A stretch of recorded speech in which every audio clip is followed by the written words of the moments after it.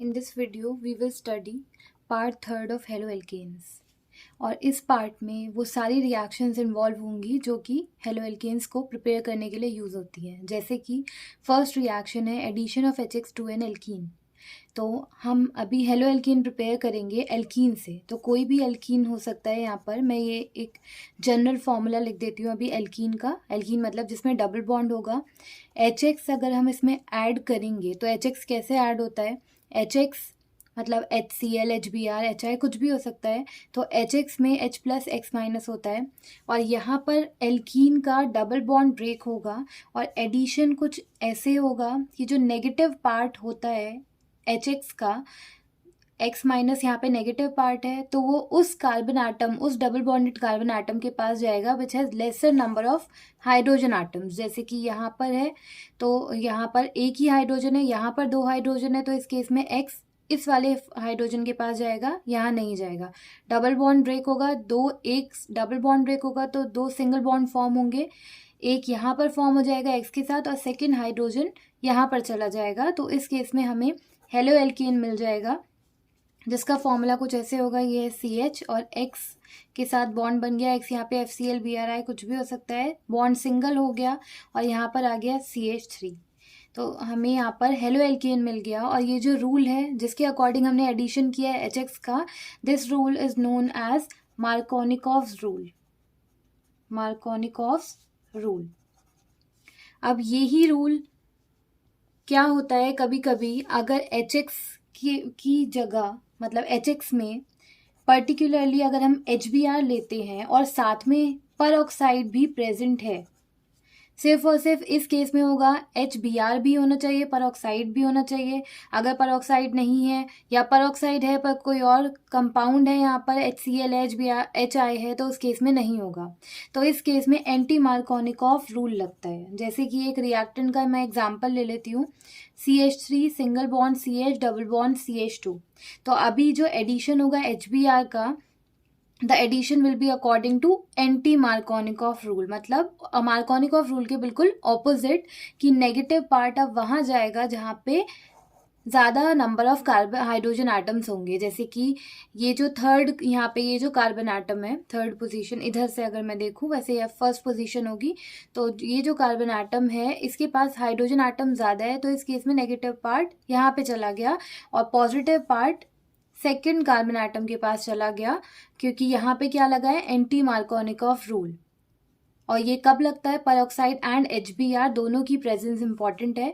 तो अभी प्रोडक्ट कुछ इस तरीके से बन जाएगा. CH3 सिंगल बॉन्ड CH के साथ यहाँ पर एक और H आ गया तो CH2 सिंगल बॉन्ड, ये बॉन्ड सिंगल हो गया CH2 और यहाँ पर Br अटैच हो गया. तो इस तरीके से हेलोएल्कीन फॉर्म हो जाता है. तो मार्कोनिकॉफ रूल में नेगेटिव पार्ट उस कार्बन आटम के पास जाएगा which has lesser number of carbon atom, and anti Markovnikov rule बिल्कुल उसके ऑपोजिट होगा एंड HBr एंड परऑक्साइड की प्रेजेंस में होगा. Second reaction halogenation. हेलोजिनेशन से भी हम क्या करते हैं, कोई भी हेलोएल्केन फॉर्म करते हैं. इसके लिए भी मैं एक एग्जांपल ले लेती हूँ. एल्केन की हेलोजिनेशन करवाते हैं हम. हेलोजन ऐड करेंगे Cl2, Br2 कुछ भी हो सकता है. HNu मतलब सनलाइट की प्रेजेंस में ये रिएक्शन होता है और ये हाइड्रोजन को हेलोजन रिप्लेस कर देगा. तो हमें इस तरीके से यहाँ पर प्रोडक्ट मिल जाएगा. X यहाँ पर चला गया, HX साइड प्रोडक्ट बन गया. फॉर एग्जांपल CH4 मैं ले लेती हूँ. तो CH4 में 4 हाइड्रोजन है, प्लस मैं Cl2 ले लेती हूँ. और सनलाइट की प्रेजेंस इंपॉर्टेंट है, बिना सनलाइट के ये रिएक्शन नहीं होगा, डार्क में ये रिएक्शन नहीं होता. तो एक एक करके ये जो रिएक्शन है ये स्टेप्स में होता है. यहाँ पर मैं अभी सिंगल स्टेप लिख देती हूँ. ऐसे लिख सकते हैं हम, एक Cl इससे रिप्लेस हो जाएगा तो CH3Cl बचेगा प्लस HCl. अभी ये रिएक्शन फर्दर होता है और फिर हमें एक एक करके क्लोरीन को रिप्लेस करना होता है, प्रोडक्ट बनाने होते हैं. पर अभी इस तरीके से प्रोडक्ट भी लिख सकते हैं. Third reaction electrophilic substitution reaction, जिससे कि हेलोएरीन फॉर्म होगा, मतलब एरोमेटिक हेलोएल्केन फॉर्म होगा. तो इसमें हम क्या लेते हैं, बेंजीन रिंग ले लेते हैं और इलेक्ट्रोफाइल लेना पड़ेगा Cl2 या Br2, क्योंकि हमें हेलोजन ऐड करना है.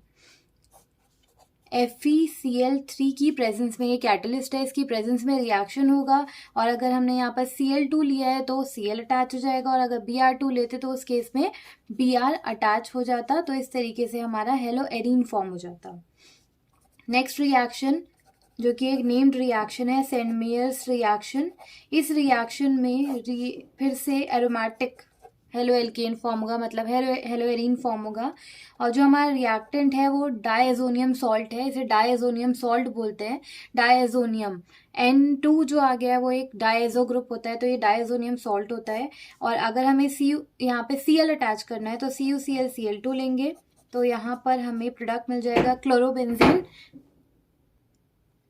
और अगर हम यहाँ पर CuBr लेंगे, CuBr Br2, तो उस केस में ब्रोमोबेंजीन फॉर्म हो जाएगा। और लास्ट रिएक्शन है methods of preparation of halo alkanes में फ्रॉम एल्कोहल।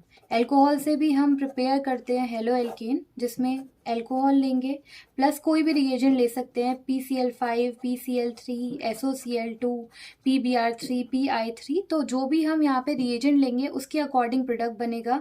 KBr H2SO4 की प्रेजेंस में ले सकते हैं, HCl ले सकते हैं, एनहाइड्रस ZnCl2 की प्रेजेंस में HI ले सकते हैं। तो इस केस में क्या होगा, जो भी हेलोजन होगा वो इस OH ग्रुप को रिप्लेस कर देगा and we get this halo alkane. For example CH3OH plus PCl5 अगर हम लेते हैं तो इस केस में हमें CH3I मिल जाएगा एंड अदर साइड प्रोडक्ट।